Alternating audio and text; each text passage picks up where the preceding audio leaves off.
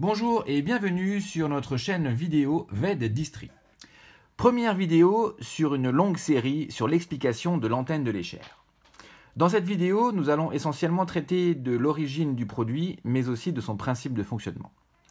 L'antenne de Léchère a été inventée à la fin du 19e siècle par un physicien autrichien nommé Ernst Léchère. Le principe de sa découverte s'appelle le fil de Léchère, qui est aussi le principe fondamental de l'utilisation de notre antenne de Léchère. Mais comment cela fonctionne-t-il?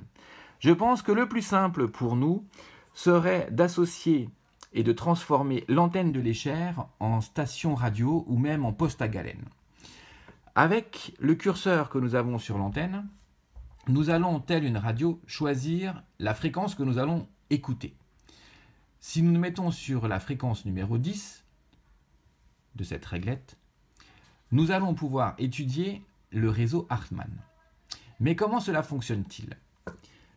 En utilisant l'antenne de Léchère, nous allons utiliser la potentialité de notre corps. Nous allons envoyer une potentialité électrique allant du bras émetteur, passant par la colonne centrale, passant par le shunt ou curseur, puis revenant dans la colonne centrale et finalisant dans la deuxième main de l'utilisateur. Pour matérialiser ceci, nous allons prendre un testeur de courant électrique. Nous allons nous mettre sur une définition de recherche de masse et de transfert d'énergie.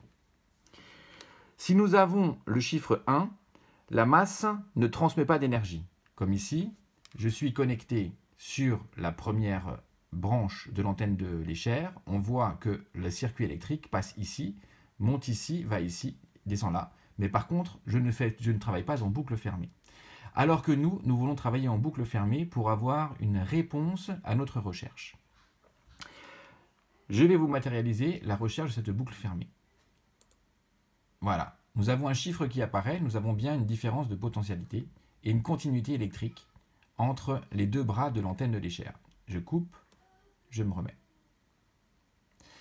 Qu'est-ce que cela implique?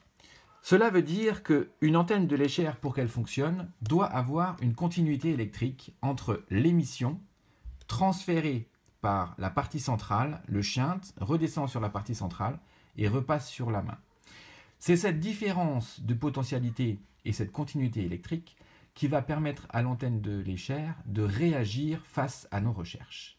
Tel est le principe fondamental de l'utilisation de l'antenne de Léchère.